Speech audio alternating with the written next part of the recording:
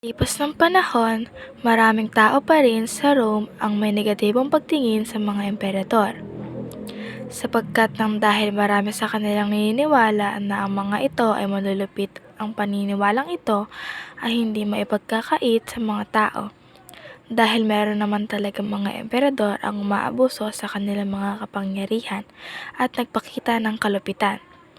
Ngunit, meron din namang may pinagsumikapan ng mabuting pinuno at gawin kung ano ang kanilang pinaniniwalaang tama para sa kanilang mga nasasakupan. Ating nang pag-usapan ang 5 mabubuting emperador ng Imperyong Romano.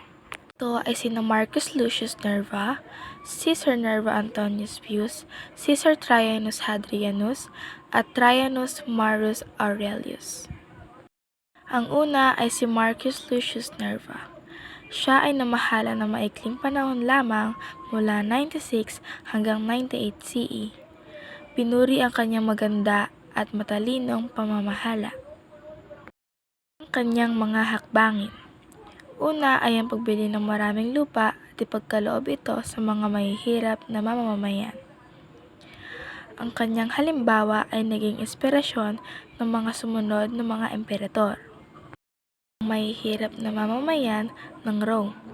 Naging mapagparaya at naging mabuti rin ito sa mga Kristiyano.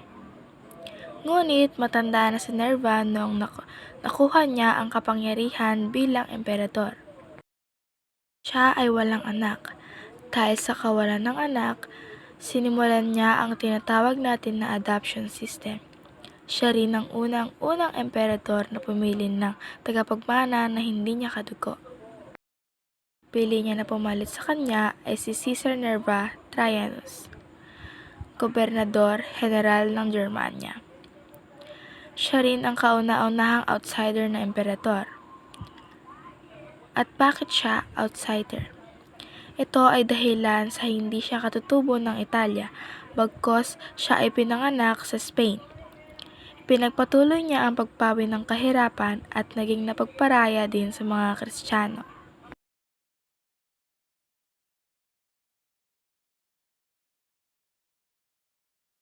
Sinimulan niya ang kanyang pamamahala sa pamamagitan ng pagdedeklara ng nais niyang ibahagi sa Senado ang lahat ng responsibilidad ng pamumuno sa kanyang panahon. Narating ng imperyong pinakamalawak na itong hangganan. Dahil sa kanyang kagalingan, ipinagkaloob ng Senado sa kanya ang titulong Optimus Princeps na nangangahulugang pinakamahusay. Hadrian, ang kumalili kay Trajan o Caesar Nerva Trajanus. Siya ang naupo sa trono noong 117 hanggang 138 CE. Nakilala siya bilang mahusay na pinuno. May pantay na pagtingin sa kanyang nasasakupan at sa kanyang kawalan ng interes sa pagpapalawak ng kanyang lupain. Hindi niya piniling manakop dahil naniniwala siya ang unang gampanin ng militar ay ang pagpapanatili ng kaayusan sa buong imperyo. Tanggulan sa mga border ng imperyo upang ligtas sa mga mananakop. Tanggulan na kanyang mga ipinatayo. Isa sa mga ito ang Hadrian's Wall sa England. Sa pagpanaw ni Hadrian, ang pumalit sa kanya ay si Antoninus Pius. Siya ang namuno mula 138 hanggang 161 CE. Inuutos niya ang pagpapatayo ng Antonin's Wall sa England. Siya ay may mahinahon na pag-uugali. Siya ay naglilingkod sa pangkatauhan ng walang ambisyon, hindi mabagsik, hindi bastos, at hindi mapagmalabis at walang kagaspangan ang ugali. Walang naganap na digmaan sa kanyang pamamahala at walang kalupitan. Gumawa rin siya ng batas tungkol sa pagkakapantay-pantay. Nagpatupad siya ng innocent until proven guilty. Sinasabing walang sala ang sinuman hanggat hindi ito napapatunayan. Pumalit naman si Marcus Aurelius kay Antoninus Pius. Nanungkulan ito mula 161 hanggang 180 CE. Siya ang pinakahuli sa listahan ng mabubuting emperador. Ginamit niya ang merit system o pagtingin sa kahusayan ng tao bilang pagtaas sa kanilang ranggo.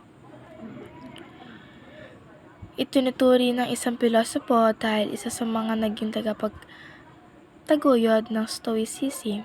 Sakop nito ang kabuhayan sa pamamagitan ng banal na kalooban at moderation. Nakilala rin siya sa kanyang librong isinulat na kinilalang Meditations. Nakalaan dito ang kanyang mga pagsisikap ng mabuti. Bukod sa kabutihan, kilala rin siya bilang mahusay na commander, na sinasabing hindi siya sang-ayon sa pakikipagdigma, ngunit napilitan siyang ipagtanggol ang imperyo sa pagsalakay ng mga Parthian. Habang sa hilaga naman sumalakay ang Germanic tribe. Nagawa niyang mapaalis ang mga Parthian.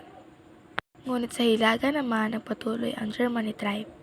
Mahigit kumulang 13 taon. Lumipas si Marcus Aurelius noong 180 CE. Dito na nagwakas ang kapayapaan ng Imperyong Romano.